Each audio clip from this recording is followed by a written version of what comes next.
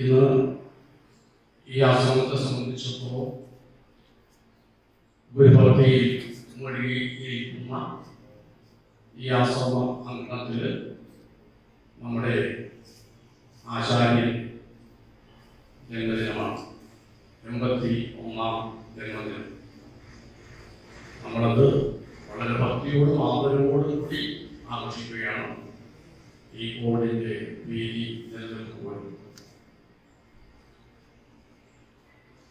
ഞാൻ ആനന്ദ ഗുരുവിനെ പറ്റി പറയുമ്പോൾ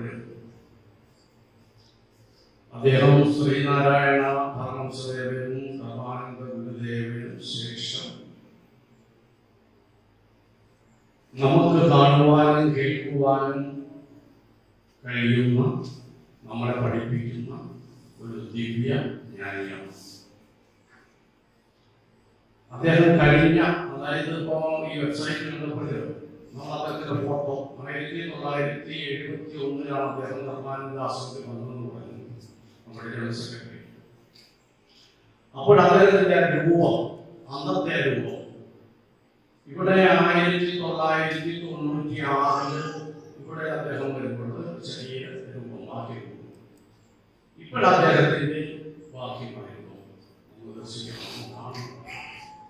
ധർമാനന്ദ ഗുരുവിന്റെ അവസാന കാലത്തോടടുക്കുന്ന രൂപം നമ്മൾ ഉച്ചരിക്കണം. സ്വർണം പോലെ തിളങ്ങുന്ന രൂപം ശ്രീനാരായണ ഗുരു അങ്ങനെ തന്നെ പറയുന്നു. ആത്മജ്ഞാനം, അതിൽ കൂടി കിട്ടിയ ആ ഈശ്വര ചൈതന്യം അദ്ദേഹത്തിന്റെ ശരീര പ്രകൃതി ആകെ മാറ്റി മറിക്കുകയാണ്. എന്തൊരു ദിവ്യ പ്രഭയാണ് അദ്ദേഹത്തിന്റെ മുഖത്ത്. ആ ശരീരത്തിന്റെ കലോദരം മാറിക്കൊണ്ടിരിക്കുകയാണ്. അപ്പൊ അത്രയ്ക്ക് ദിവ്യ പ്രഭ ഉൾക്കൊണ്ടുകൊണ്ട്, ആത്മീയ ചൈതന്യം ഉൾക്കൊണ്ടുകൊണ്ടാണ് അദ്ദേഹം പ്രവർത്തിക്കുന്നത്, അദ്ദേഹം ജീവിക്കുന്നത് എന്ന് നാം പറയാൻ കഴിയും. അപ്പോൾ ഒരു സാധാരണ മനുഷ്യനല്ല ഇപ്പൊ അദ്ദേഹം. നമ്മുടെ കാഴ്ചകൾക്ക് എത്രയോ അകലെ നിൽക്കുകയാണ്, നമ്മളോട് അടുത്ത് ഇടപെടുകയാണ്. പക്ഷെ അദ്ദേഹം ദേവൻ തന്നെയായി മാറി ഇരിക്കുകയാണ്. ആത്മമൊഴികളാണ് നമ്മൾ അനുഭവിക്കുന്നത്. എന്താണ് ഈ ആശ്രമത്തിൽ ചെയ്യുന്നത്? അന്ധവിശ്വാസങ്ങളിലും ഈ അനാചാരങ്ങളിൽ നിന്നും പാരമ്പര്യങ്ങളിൽ നിന്നും, അല്ലെങ്കിൽ അന്ധവിശ്വാസങ്ങളിലേക്കും അനാചാരങ്ങളിലേക്കും പാരമ്പര്യങ്ങളിലേക്കും ഒഴിച്ചുകൊണ്ട ആളുകളെ യഥാർത്ഥ ജീവിതത്തിലേക്ക് വിളിച്ചുകൊണ്ടുവരുവാണ് ചെയ്യുന്നത്. ഇവിടെ വരുന്ന ആളുകളെല്ലാം യഥാർത്ഥത്തില് അന്ധവിശ്വാസത്തിലോ അനാചാരങ്ങളിലോ ബഹിരുന്ന ആരാധനയെ വരുന്നവരാണ്. പാരമ്പര്യമായ അവരുടെ കുടുംബങ്ങളിൽ വെച്ച് ആരാധനയെ നടത്തിയിട്ടുള്ള ആളുകളാണ്.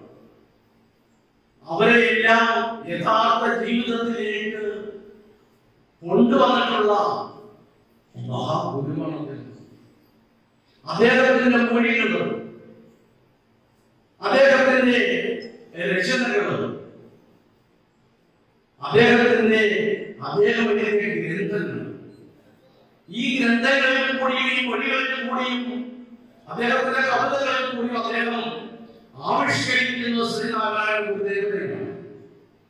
ശ്രീനാരായണ ഗുരുദേവനെ ആവിഷ്കരിക്കുകയാണ്, അദ്ദേഹത്തിന്റെ ദർശനങ്ങളെ ആവിഷ്കരിക്കുകയാണ്.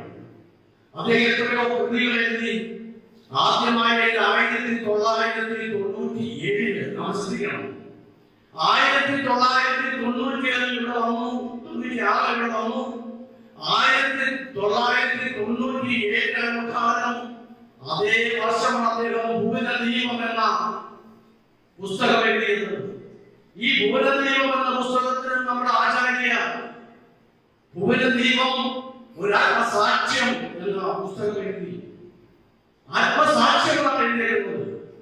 ആത്മാവിനെ സാക്ഷ്യപ്പെടുത്തുകയാണ്. ആത്മചൈതന്യം ഉണർത്തുന്ന പുസ്തകമാണ് ഈ ഭുവനദീപം. നമ്മൾ പറയുന്നതല്ലേ, അമ്മ നൽകും പുലർക്കാലവും പ്രേമവും പരിഭാവന ഭക്തിയും. എന്തൊരു അർത്ഥവത്തായ വാചകങ്ങളാണ്. അമ്മ നൽകും വചനാമൃതങ്ങളും ഗീതപോലെ ഫലദായകവും. ഇത്രയുള്ള വചനങ്ങൾ ഇതെവിടെ വരുന്നതാണ്?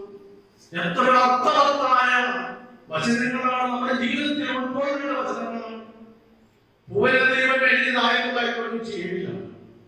എത്രയോ പെട്ടെന്ന് അദ്ദേഹത്തിന് ആഗ്രഹിക്കുന്നു. സ്വാമിനാഥന്റെ ശ്വാസനിശ്വാസം എന്ന പുസ്തകത്തിന്റെ വരികൾ അദ്ദേഹത്തിന് അദ്ദേഹം അവധൂതനായി നടക്കുന്ന കാലഘട്ടത്തിലാണ് കിട്ടിയെന്ന് പറയുന്നത്. രണ്ടാമത് അദ്ദേഹം ഇത് ഈ ഭുവനദീപം എന്ന് പറയുന്ന ഒരു ഗ്രന്ഥമല്ല, അത് പ്രാർത്ഥനാ ഗ്രന്ഥമാണ്. പ്രാർത്ഥന, നമുക്ക് പ്രാർത്ഥിക്കാൻ വേണ്ടി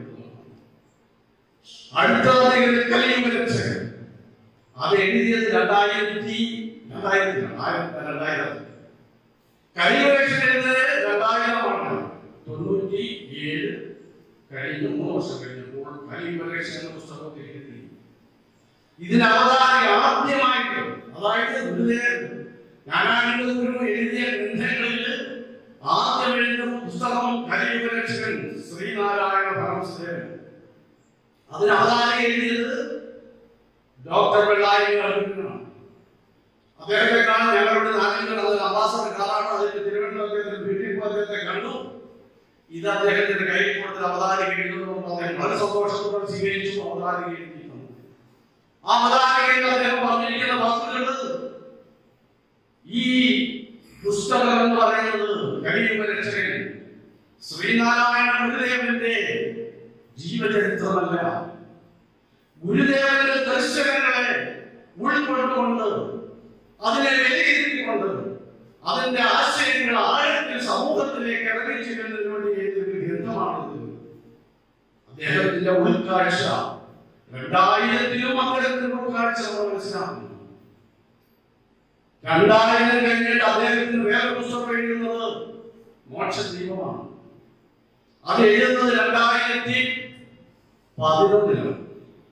മോക്ഷദീപം അത്രയും വർഷത്തിൽ എടുത്തു. കാരണം അദ്ദേഹം ആ പുസ്തകത്തിൽ പറയുന്നുണ്ട്, ഞാൻ എന്റെ അനേക കാലത്തെ ജീവിത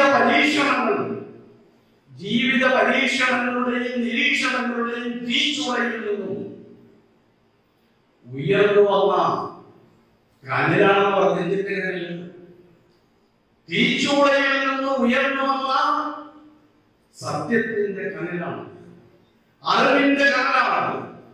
അപ്പൊ എന്റെ ജ്ഞാനത്തിന്റെയും അറിവിന്റെയും സത്യത്തിന്റെയും കനലുകളാണ് ഞാൻ ഈ മോക്ഷദീപത്തിൽ എഴുതി വെച്ചിരിക്കുന്നത്. അദ്ദേഹം വീണ്ടും 2011 കഴിഞ്ഞ 2016 2 പുസ്തകം എഴുതി. 2016 തന്നെയാണ് അദ്ദേഹം ശ്രീനാരായണ ഗുരു സാക്ഷാൽ ഈശ്വരൻ എന്ന പുസ്തകം എഴുതുന്നത്.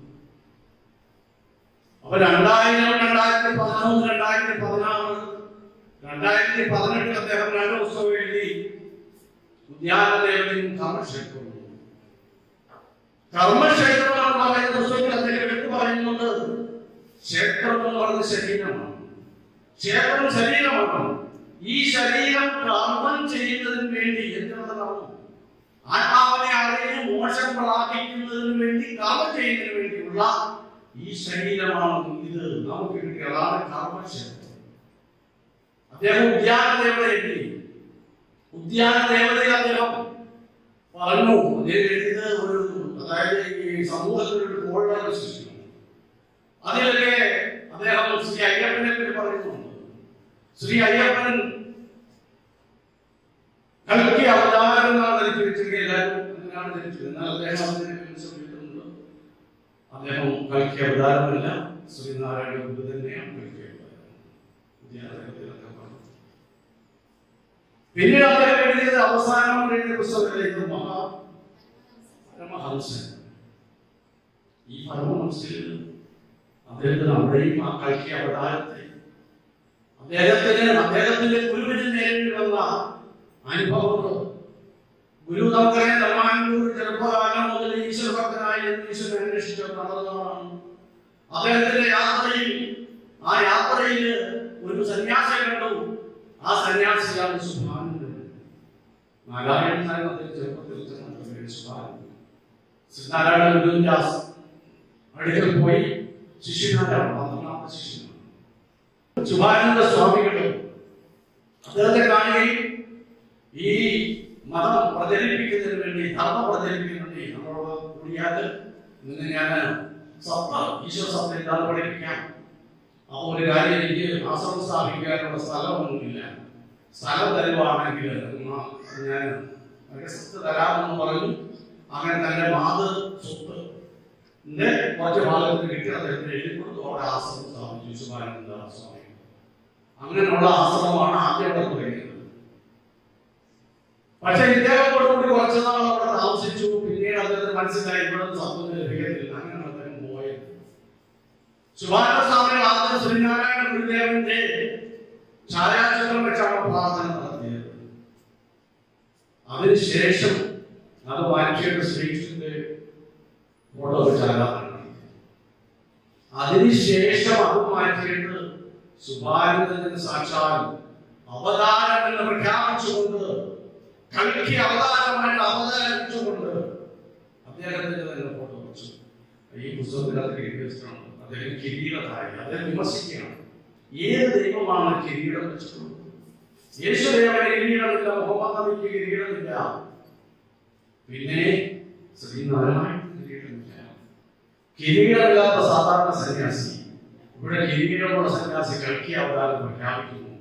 തെറ്റല്ലേ? അപ്പോൾ യഥാർത്ഥത്തിൽ ലാസ്റ്റ് അദ്ദേഹത്തിന് എന്തോ മാരകരോഗമെന്നാണ് തിരുവനന്തപുരം ഹോസ്പിറ്റലിൽ കിടന്നാണ് എഴുതിയിരിക്കുന്ന പറഞ്ഞിട്ടില്ല. പക്ഷെ അവർ പിന്നീട് തലമുറ ചെയ്തു പോരുകയാണ്. ഓരോ ശിഷ്യന്മാരെ വെച്ച് കിരീടം വെച്ച് മാറ്റുകയാണ്. ഇതൊക്കെ യഥാർത്ഥ സന്യാസിമാരാണോ? ഇത് സത്യമുണ്ടോ? ഇതിനെല്ലാം അദ്ദേഹം ഒരു ചരിത്രകാരന്റെ പുസ്തകം അദ്ദേഹത്തിന് കിട്ടിയ അതിൽ എഴുതിയിട്ടുണ്ട്. നമ്മൾ ഇദ്ദേഹത്തിന്റെ ഈ പുസ്തകങ്ങൾ വായിക്കുമ്പോൾ അതിനകത്ത് എഴുതിയിരിക്കുന്ന ഹെഡിങ് ഒരു ഓർമ്മ, ആദ്യത്തെ പുസ്തകത്തിന് മാത്രമാണ് അവതാരിക വേറൊരാളും എഴുതിച്ചത്.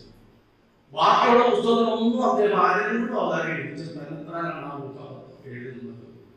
മുഖത്തോടെ എഴുതുമ്പോൾ അതിന് ഓരോന്നിനും ഓരോ പേര്, ആ പേരെല്ലാം മുഖം മുഖം മുഖം. ഞാൻ ശ്രദ്ധിക്കുകയാണ്, അദ്ദേഹം നമ്മുടെ കുഞ്ഞുങ്ങളുടെ പേരിടുമ്പോഴും ആ പേരിലെല്ലാം ദേവതമാരുടെ പേരുകൾ ഉൾപ്പെടുന്ന പേരുകളാണ് ഇരുന്നത്. ഇവിടെ മുഖം എന്ന് പറയുമ്പോൾ ആദ്യം അദ്ദേഹത്തിന്റെ മോക്ഷ ദീപം എന്ന പുസ്തകത്തിന് മുഖച്ചാർത്ത് എന്നാണ്. മുഖച്ചാർത്ത് മോക്ഷദീപത്തിന് അത് എഴുതുമ്പോൾ അദ്ദേഹത്തിന്റെ ആമുഖത്തിൽ മുഖച്ചാർത്ത്. അപ്പോഴ് മുഖച്ചാർത്ത്, പിന്നീട് കർമ്മഭൂമി എന്ന കർമ്മക്ഷേത്രം എന്ന പുസ്തകം എഴുതുമ്പോൾ കർമ്മമുഖം. അപ്പൊ കർമ്മ മുഖച്ചാർത്ത്, കർമ്മമുഖം. ഇതിനെടുത്തേക്കുന്ന പേര് ഹംസമുഖം. എന്താണ് എന്നുള്ളത് എനിക്ക് കൂടുതൽ ആലോചിച്ച് അദ്ദേഹത്തിന് അറിയുന്നത്. എല്ലാത്തിനും മുഖമുഖം കാണും. കർമ്മമുഖം, കർമ്മ പിന്നെ ഹംസമുഖം. എന്നിട്ട് ഹംസമുഖത്ത് എന്ന പുസ്തകത്തിലെ അതിന്റെ ആദ്യം അദ്ദേഹത്തിന് ഹംസം എന്താണ്, അങ്ങനെ ഞാൻ കിട്ടുന്നതാണോ, ആരും പറഞ്ഞു കൊടുക്കുന്ന പുസ്തകം വേറെ ഒന്നും കിട്ടുന്നില്ല. ഹംസം എന്ന് പറയുന്നത് പാലും വെള്ളവും ചേർത്ത് കൊടുത്താൽ അതിൽ നിന്ന് സത്തായ പാല് മാത്രം കുടിക്കുന്ന ജീവിയാണ്. അത് സ്വർഗത്തിലെ പക്ഷിയാണ്. ആ സത്താണ് ശ്രീനാരായണൻ അദ്ദേഹം അവതരിപ്പിക്കുകയാണ്. പരമഹംസൻ ശ്രീനാരായണൻ ഹംസമാണ്. നല്ലതിനെ മാത്രം ഉൾക്കൊള്ളുകയാണ്, ചീത്തയെ നല്ലതാക്കും. നല്ലതിനെ ഉൾക്കൊണ്ടുകൊണ്ട് നല്ലതിനെ പ്രചരിപ്പിക്കുകയാണ്.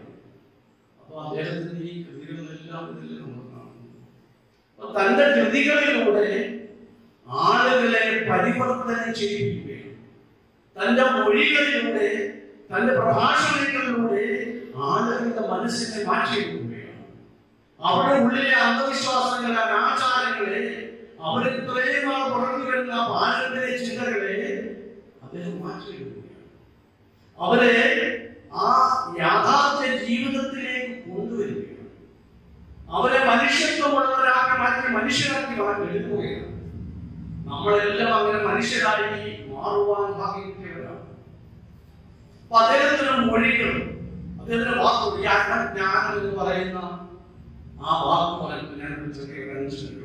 ഒരു കഥ പറയാൻ ഉദ്ദേശിക്കുന്നു. ഒരു സംഭവം എന്ന് വെച്ചാൽ പുരാണ കഥയാണ്. അതായത് കാളിദാസൻ ഒരു വഴിയാത്രക്കാരൻ നടന്നു വരികയാണ്. അപ്പോഴൊരു കിണർ മാനാശാന്റെ ആ രാഹിക്കുന്നു ഭഗിനി കൃപാരസാമ അപ്പൊ ഇവിടെ ഒരു കിണർ, ആ കിണറ്റിന്റെ അരികിൽ ഒരു സ്ത്രീ വെള്ളം വരാൻ നിൽക്കുകയാണ്. അദ്ദേഹം ദാഹിച്ചു വരുമ്പോൾ ആ സ്ത്രീയുടെ അടുത്തേക്ക് പറഞ്ഞ് എനിക്ക് കുറച്ച് വെള്ളം വേണം, എനിക്ക് ദാഹിക്കുന്നു. അപ്പോൾ ആ സ്ത്രീ ചോദിച്ചു, ഞാൻ വെള്ളം തരാം, അതിന് മുമ്പ് എനിക്ക് അങ്ങേ പരിചയപ്പെടാൻ ആരാണ്? അപ്പൊ അദ്ദേഹം പറഞ്ഞു, ഞാനൊരു വഴിപോക്കനാണ്. നിങ്ങളൊരു വഴിപോക്കനാണ്. പക്ഷെ എനിക്കറിയാവുന്ന വഴിപോക്കൻ ഈ ലോകത്തിൽ രണ്ടുപേരെ ഉള്ളൂ.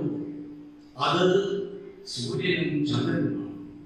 സൂര്യനും ചന്ദ്രനും വരുന്നു പോകുന്നത് ദിവസവും ആ രണ്ടുപേരെ എനിക്കറിയുന്നു. ഞാൻ വഴിപോക്കനാണെന്ന് പറഞ്ഞു, രണ്ട് വഴിപോക്കനാണെന്ന് പറഞ്ഞു.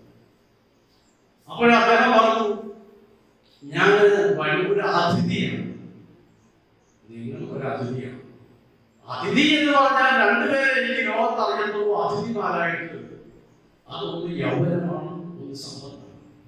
അതിഥിയെ പോലെ വരുന്ന യൗവനം കുറച്ചിരുന്നത് നശിക്കുകയാണ്. സമ്പത്ത് അതുപോലെയാണ്. അതിഥിമാർ ഒരിക്കലും നമ്മുടെ വീട്ടിൽ നിന്ന് സ്ഥിരമായി താമസിക്കും. അപ്പൊ നിങ്ങൾ അതിഥിയാണെന്ന് പറഞ്ഞാൽ അംഗീകരിക്കരുത്. ഞാൻ ഒരു സഹനശീലനാണ്. അദ്ദേഹം പറയാം, നിങ്ങളിത് രണ്ടും സംഭവിക്കുന്നില്ലെങ്കിൽ ഞാൻ ഒരു സഹനശീലനാണ്, സഹനശക്തിയുള്ളവരാണ്. നിങ്ങൾ സഹനശക്തി ഉള്ളത് ഞാൻ സമ്മതിക്കുന്നില്ല. കാര്യം ലോകത്തിൽ രണ്ടു പേരുള്ള സഹനശക്തി ഉള്ളവര് അതൊന്ന് ഭൂമിയും മരങ്ങളുമാണ്. ഭൂമി എത്ര വെട്ടിമുറിച്ചാലും അത് സഹിക്കും. എന്ത് പത്രമെടുത്താലും സഹിക്കും.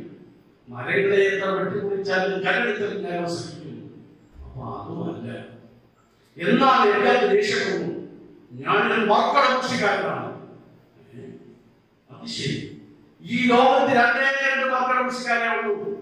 ഒന്ന് നഖവും ഒന്ന് മുടിയും. എത്ര വെട്ടിയാലും അതാണ്. അപ്പൊ നിങ്ങളതാണെന്ന് ഞാൻ വിസമ്മതിക്കും. എന്നാൽ ഞാനൊരു വിഡ്ഢിയാണ്, നിങ്ങൾ വിഡ്ഢിയാണ്. അത് ശരി. ലോകത്തിൽ രണ്ട് വിഡ്ഢികളെ ഉള്ളൂ. അതൊന്ന് ഒന്നും അറിയാതെ രാജ്യം ഭരിക്കുന്ന രാജാവ്, അടുത്തത് ആ രാജാവിന് സ്തുതി പാടുന്ന മന്ത്രി. ഇത്രയും കേട്ടപ്പെട്ട കാളിദാസൻ എന്ന് പറഞ്ഞ അവരുടെ ഭയങ്കരമായ ബുദ്ധിമാണ്. അദ്ദേഹം ആ സ്ത്രീയുടെ കാക്കലേക്ക് വീണു. എന്നിട്ട് അദ്ദേഹം കേട്ടോട്ട് നോക്കിയതാണ്. സാക്ഷാൽ ബുദ്ധിയുടെയും അറിവിന്റെയും ദേവതയായ സരസ്വതി ദേവിയാണ്. സരസ്വതി ദേവി പറയുകയാണ്, കാളിദാസ, നീ ബുദ്ധിമാനാണ്. പക്ഷെ നീ ഒരു കാര്യം അറിയണം. നീ ഒരു മനുഷ്യനാകണമെങ്കിൽ നീ നിന്നെ അറിയണം. നീ ഇത്രയും നേരം പറഞ്ഞത് നിന്നെ പറ്റിയല്ലേ? പക്ഷെ അതിൽ സത്യമുണ്ടോ? നീ നിന്നെ അറിയണം. നിനക്ക് ആത്മജ്ഞാനം ഉണ്ടാകണം. എങ്കിലേ നീ മനുഷ്യനാവുകയുള്ളൂ. അങ്ങനെ ഉപദേശം കൊടുത്തിട്ട് സരസ്വതി ദേവി അപ്രത്യക്ഷമാവുകയാണ്. അപ്പൊ ഇത് ആത്മജ്ഞാനത്തെ പറ്റിയാണ് പറഞ്ഞത്. അപ്പൊ നമ്മളെ എല്ലാം ഗുരു പഠിപ്പിക്കുന്നത് ആത്മജ്ഞാനമാണ്. ആത്മജ്ഞാനം എന്തിനു പഠിപ്പിക്കുന്നു? മോക്ഷത്തിലേക്കുള്ള മാർഗമാണ്. നാം ആരാണെന്ന് അറിയുക, നാം ആരാണെന്ന് പഠിക്കുക, നമ്മൾ ഗുരു ഉപദേശിച്ചു തരുന്ന മാർഗത്തിലൂടെ സഞ്ചരിക്കുക, നമ്മൾ മോക്ഷത്തിലെത്തി. ഇതാണ് ഗുരു ഉപദേശിക്കുന്നത്. നമ്മുടെ രോഗം മാറ്റുക മാത്രമല്ല, നമ്മുടെ സ്വഭാവം മാറ്റി മാത്രമല്ല, നമ്മുടെ ദുഃഖത്തിന് മാറുന്നതിന് കാരണമല്ല. അദ്ദേഹത്തിന്റെ അന്തിമമായ ഉദ്ദേശം മോക്ഷമാണ്. ഞാൻ ഒരുപാട് പ്രസംഗിക്കുന്നില്ല, ഒരുപാട് കാര്യങ്ങൾ നടക്കുകയാണ്.